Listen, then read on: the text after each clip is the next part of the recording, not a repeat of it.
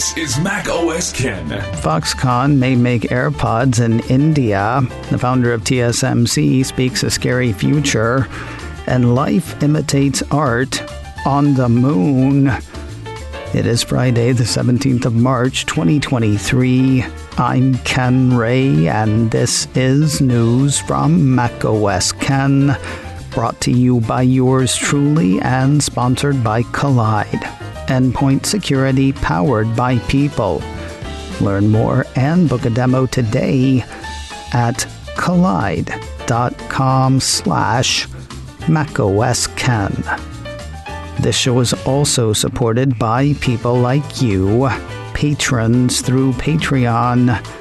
Find out more and add your support at patreon.com/macOSKen. Apple's manufacturing shift to India continues, at least if secret sources are to be believed. Mac Rumors highlights a Reuters report that has secret peeps saying Foxconn is building a plant in the southern Indian state of Telangana to make AirPods. Kind of a big deal for a couple of reasons. First, there's the aforementioned manufacturing shift. And second, Foxconn doesn't make AirPods. I wouldn't say it's beneath them, though they're generally more Mac and iPhone Pro level manufacturing. According to the piece, Foxconn officials are said to have debated internally for months about whether to assemble AirPods due to the relatively low profit margins, but they ultimately decided to go ahead with the deal to reinforce engagement with Apple. And reinforce it should. The contract manufacturer is said to be sinking $200 million into the facility.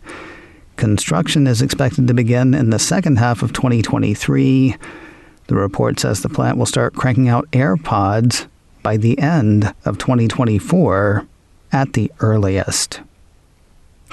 Morris Chang put the fear of God in me on Thursday.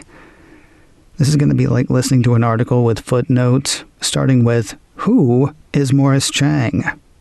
According to a piece from Bloomberg, Chang is the founder of Taiwan Semiconductor Manufacturing Company, or TSMC. They're the company that cranks out A-series and M-series processors for Apple, as well as other chips for other customers. His message seems to be that the party is over, which stinks since it hasn't really felt like a party for quite some time.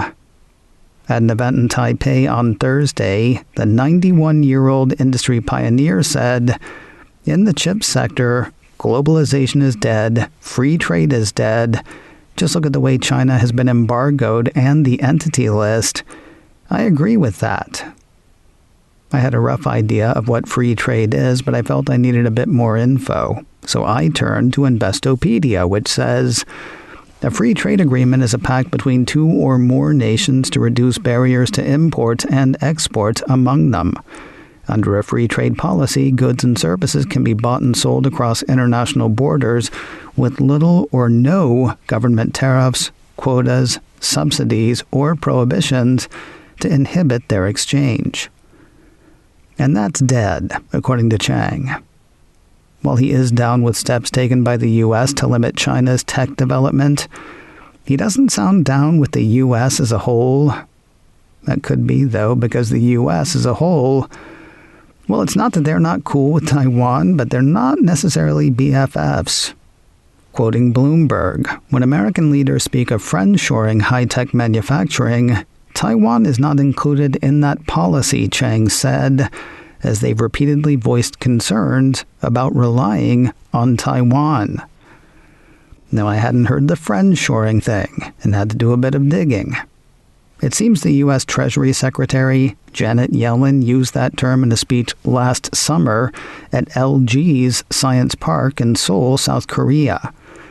According to a piece from CNBC, Yellen drummed up support from allies of the U.S. to work together in carving up more resilient supply chains among trusted partners through friendshoring. The term draws on the concepts of onshoring and nearshoring, which refer to transferring of supply chains back home or closer to home, as opposed to having them in foreign countries. Friendshoring goes beyond that, but limits supply chain networks to allies and friendly countries.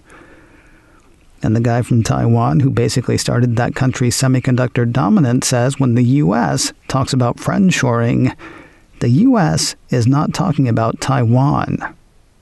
Of course, you can kind of see his point.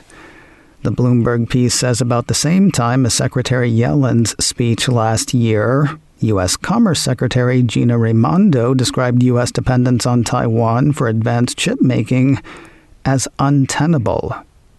Additionally, the piece says worry over China has led U.S. officials to war game scenarios where Taiwan's sophisticated semiconductor industry would be wiped out to prevent it falling into China's hands. The part where the U.S. is hindering tech in the Middle Kingdom, Chang is cool with. I certainly support that part of American industrial policy to slow down China's progress, he said. He would probably prefer that stop short of wiping out the business sector he created, though. According to Bloomberg, Chang said China is at least 5 to 6 years behind Taiwan in chip-making technology, but he also cautioned Taiwan should not be naive about its position relative to the U.S. More news in a moment, but first a word from today's sponsor, Collide. Endpoint security powered by people. And endpoint security empowering people. Have you checked out their website, honest.security yet? That's the URL, honest.security. The way Collide puts it, Honest Security is an approach designed to help organizations achieve two distinct goals: educating employees about security and dramatically improving adherence to the security team's recommendations and compliance objectives. It's what I've been saying about Collide. They work to get your people on board with the whole security thing, educating them and making them part of the solution rather than treating your people like obstacles or problems. Now, if you're an Okta user, Collide can get your entire fleet to 100% compliance. After telling them about a problem that they need to fix and how to fix it, if they don't do that after a certain amount of time, the user can't log into your cloud apps until the problem is fixed. Hopefully, though, if you're using Collide, your people have come to see security messages as proactive steps that they are happy to take to keep your organization and themselves safe. Visit collide.com/macOSken to learn more and book a demo. That's KOLIDE.com/macOSken. Collide.com/macOSken. If you're worried that Apple is losing the chatbot race, you'll be happy to know that Apple is in it, or at the very least aware of it. 9to5Mac says the latest tvOS 16.4 beta has Apple testing new natural language generation features for Siri. The beta is said to have a new framework for Siri natural language generation capabilities. Can't do much currently. Telling jokes on Apple TV seems to be all for now. And again, only on one device. According to 9to5Mac, even though tvOS is what powers the Apple TV and HomePod, these new language-generating features are only currently enabled for the Apple TV. Findings by 9to5Mac, however, indicate that the code for these features is included across iPhone, iPad, Mac, HomePod, and Apple TV. It's just not currently enabled on anything other than Apple TV. It's also not certain that it will do much more than follow commands. Set a timer, tell a joke, things like that. Currently, the piece says Siri is powered by a system that's based on templates rather than any sort of language-generating artificial intelligence. That said, the piece says this is essentially Apple's way of quietly and slowly beta testing its first foray into this sort of AI technology These features could also have a server-side component enabling or disabling the feature, allowing Apple to fine-tune testing in public. While Apple works on making tvOS chatty, maybe the Apple TV app for Mac may be making way for a user-friendly feature. A piece from Cult of Mac says the app for macOS 13.3 has a left sidebar buried way down in the code. When evident, the sidebar makes the Mac version of the app practically identical to the version for iPad, according to the piece. On the iPad, Cult of Mac says the sidebar gives easy access to series and films on Apple's streaming service, plus the user's library of content they purchase through iTunes or the Apple TV itself. Now you need to put a great big maybe beside all of this. The Cult says 9 to 5 Mac was actually able to coax the sidebar out of the latest beta, using a little bit of trickery to make it show up. As it stands right now, the version of the Apple TV app with the sidebar is not showing up for testers of the macOS beta. And finally today, when Apple CEO Tim Cook first announced Apple TV Plus in early 2019, he said great stories can change the world. Now, looks like they can change the moon as well.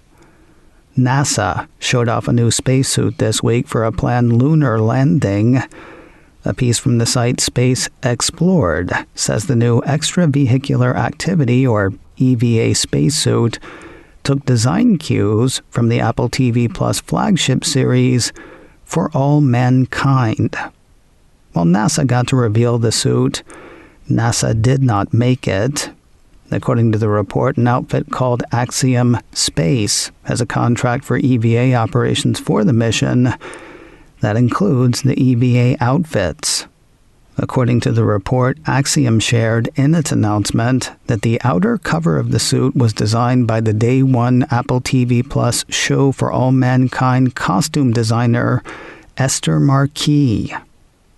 The suit looks awesome. Too bad you won't see the one shown off this week on the moon. The design revealed this week incorporates 3 colors: orange, blue, and black. Black will not make the lunar surface, though. While a black suit looks great, Space Explored says it's not practical on the moon as it will absorb too much heat. White suits, used for Apollo and the Space Shuttle and ISS, are much better for reflecting heat and keeping the astronauts inside comfortable. Comfortable? This is fashion we're talking about.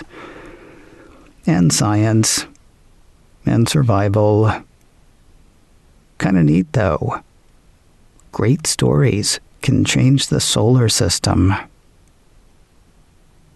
Today on the Mac Observer's Daily Observations podcast, TMO managing editor Jeff Butts and I will be talking about the words of warning, doom, the proclamations, let's say, from the TSMC founder I mentioned earlier. Plus, sleep. I hear it's a thing people get.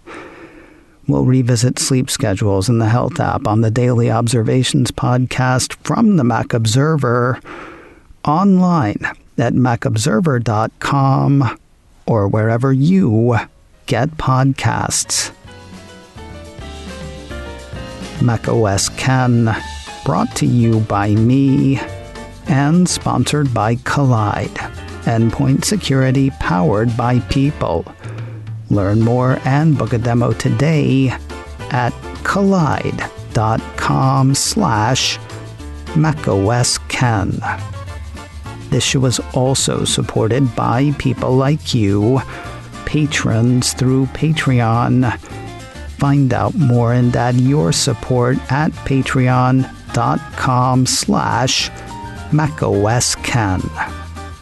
Advertising handled by Backbeat Media, online at backbeatmedia.com. You can reach me a couple of ways.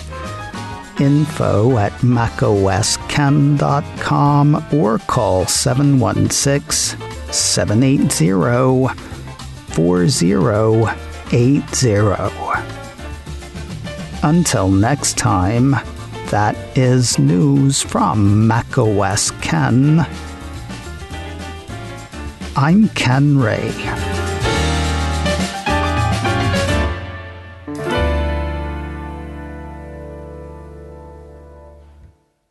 Ciao.